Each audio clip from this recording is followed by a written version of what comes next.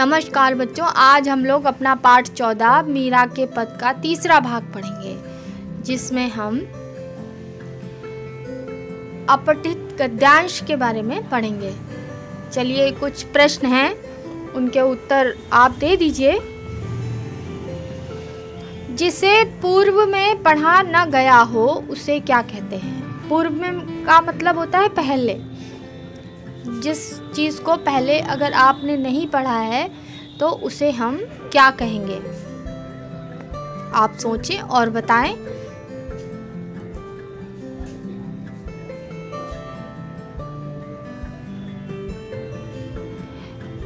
सांप का पिटारा मीरा के लिए किसने भेजा था? मीरा के पास मीरा को मारने के लिए सांप का पिटारा किसने भेजा था? आपने अगर पाठ को ध्यान से पढ़ा है तो बताएं। मीरा अमर हो गई क्योंकि उन्होंने विष का प्याला पी लिया था। ईश्वर की कृपा से विष परिवर्तित होकर अमृत बन गया था। ये कथन आपको सत्य लगता है या असत्य? आपने पाठ पढ़ा है, उस पर आधारित ये प्रश्न है, आप बताएं।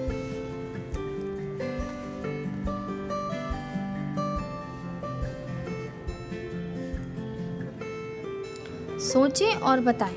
यदि आप नहीं बता सकते तो आप पाठ को पुनः पढ़ें और बताएं।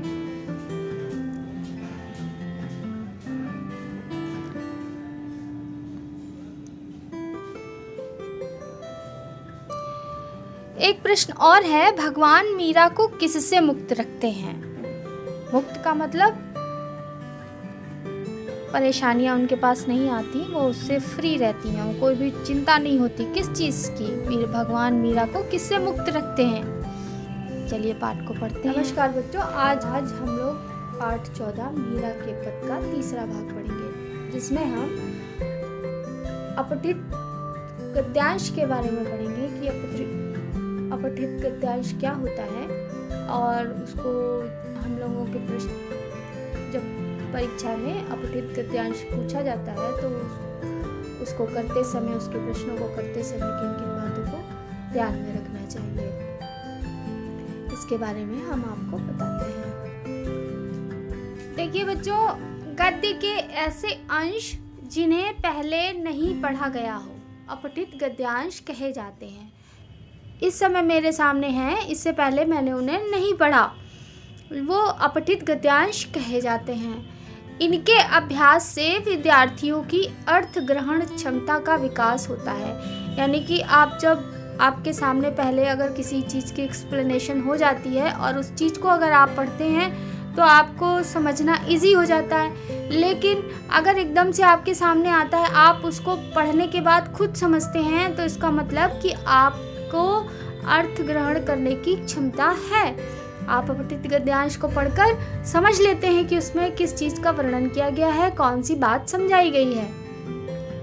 साथ ही व्याकरण संबंधी ज्ञान में भी वृद्धि होती है। उसमें जो प्रश्न पूछे जाते हैं उनका आप आंसर करते हैं तो आपका जो ग्रामेटिकल मिस्टेक्स होते हैं वो भी नहीं होने चाहिए। तो इसलिए आपको व्याकरण का भी ज्ञान अच्छे से हो जाता है कि कहाँ पर हमें किस शब्द का प्रयोग करना है, कहाँ पे पूर्ण विराम लगाना है, कहाँ पे कामा लगाना है, तो क्वेश्चन मार्क कहाँ पे लगाना है। तो इस प्रकार आप अपना व्याकरण जो है हिंदी का, वो भी आपका स्ट्रांग होता है।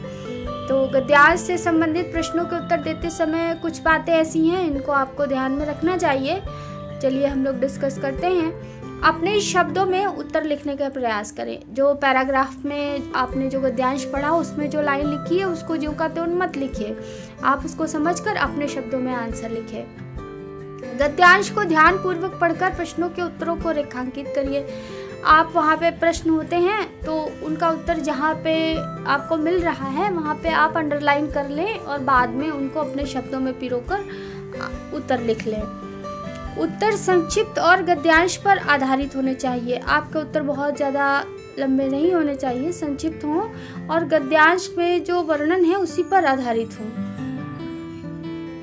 यदि शीर्षक पूछा जाए तो शीर्षक कम से कम शब्दों में होना चाहिए। आपको टाइटल पूछा जाता है कि गद्यांश का शीर्षक दीजिए, तो जिसके बारे में बात की जाती है उसको आप लिख सकते हैं। और शीर्षक जो है कम से कम शब्दों में होना चाहिए, बहुत लंबा चौड़ा शीर्षक भी नहीं होता है। तो इस प्रकार आप गद्यांश को कर सकते हैं। तो चलिए हम अपनी पुस्तक में दिए गए गद्यांश को करते हैं। चलिए इन बातों को समझने के बाद एक दिया गया गद्यांश है आपकी पाठ में, तो उसको करते हैं।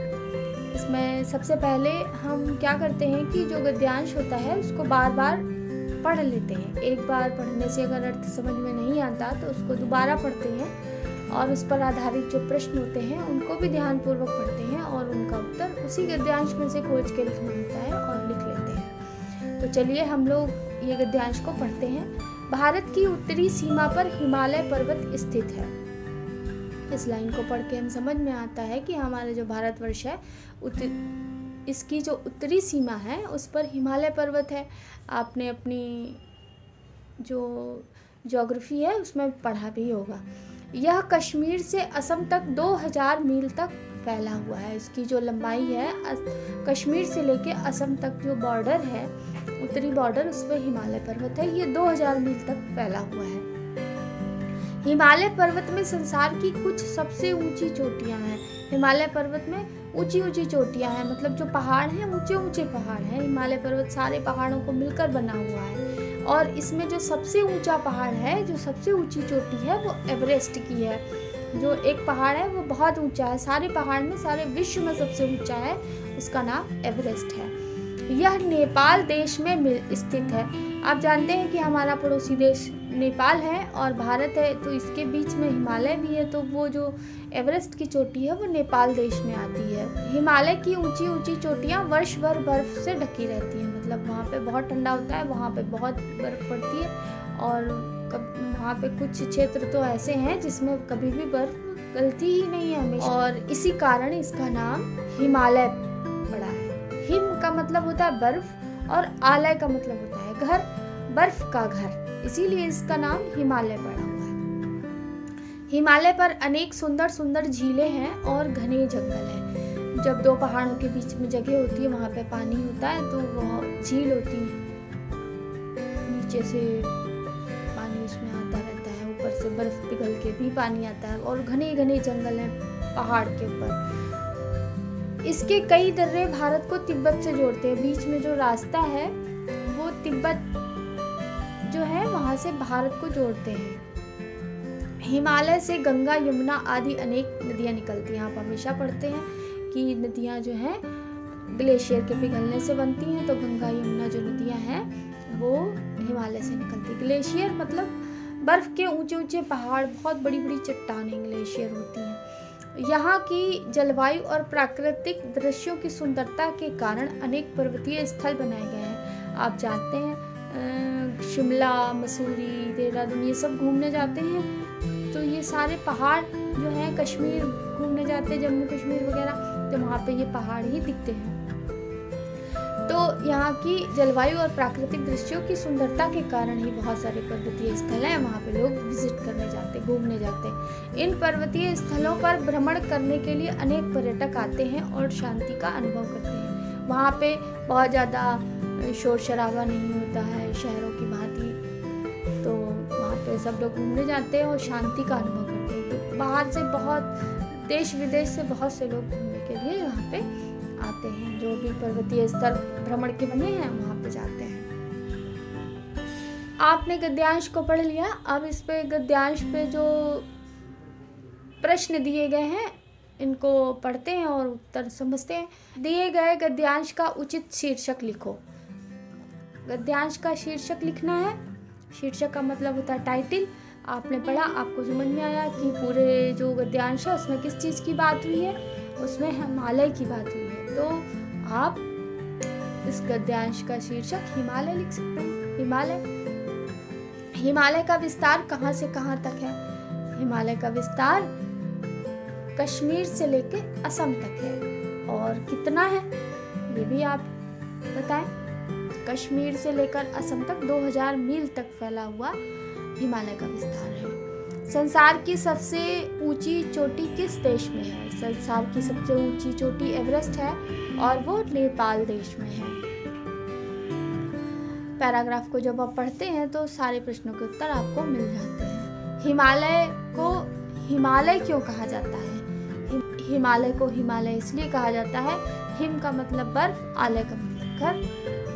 हिम और आलय मिलकर बर्फ का घर बनता है और हिमालय के जो ऊंची ऊंची चोटियां हैं वो वर्ष भर बर्फ से ढकी रहती हैं, इसीलिए इसे बर्फ का घर कहते हैं। बर्फ का घर का मतलब हिमालय। आप अपने शब्दों में आंसर बहुत अच्छे से लिख लेंगे।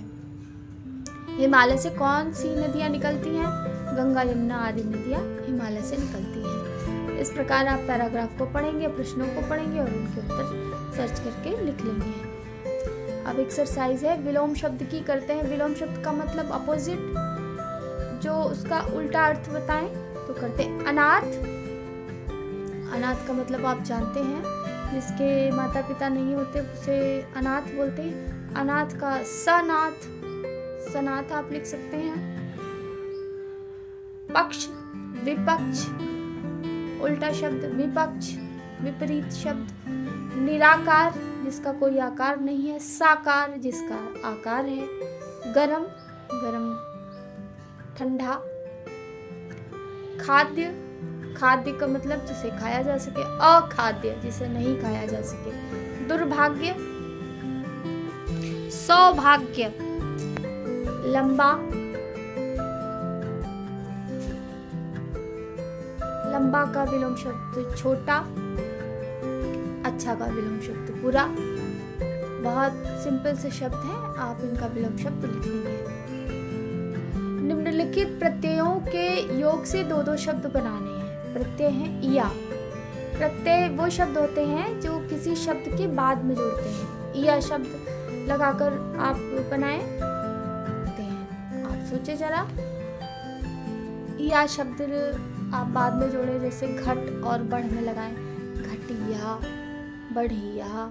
तो इस प्रकार आप या शब्द जोड़कर प्रत्यय बना सकते हैं। वां, पांचवां, छठवां, सातवां। इस प्रकार आप मां शब्द जोड़कर भी दो शब्द लिख सकते हैं। एरा, एरा शब्द जोड़कर आप लगाते हैं, जैसे लुट, लूट में बनाए लुटेरा।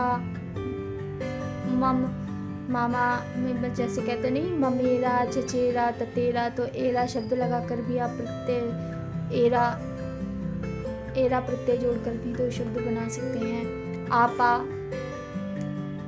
बुढ़ापा, मोटापा। इस प्रकार आप आपा प्रत्यय जोड़कर शब्द बना सकते हैं। पन, बचपन, छुटपन, लड़कपन। इस प्रकार आप पन लगाकर भी शब्द बना सकते हैं।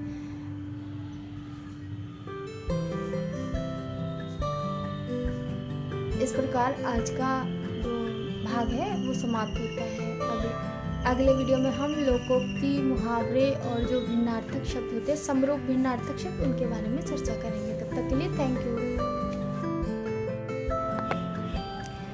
एक्टिविटी में आप हिमालय पर 10 वाक्य लिख लीजिए। आज आपने पैराग्राफ में पढ़ा हिमालय के बारे में और उसी को समझकर 10 वाक्य आप हिमालय पर लिख लीजिए। और होमवर्क में सूरदास जी द्वारा रचित कोई एक पद लिखे। आपने सूरदास जी को सुना होगा कि उन्होंने कृष्ण भगवान की आराधना की है, तो उनके ऊपर उन्होंने बहुत सारे पद लिखे हैं। उनमें से किसी एक पद को आप लिख लीजिए और पृष्ठ 88 पर दिए गए अभ्यास को पूरा कर लीजिए। नेक्स्ट वीडियो में हम मुहावरे, लोकोक्ति और समरूप भिन्नार्थक के बारे में चर्चा करेंगे। तब तक के लिए थैंक यू।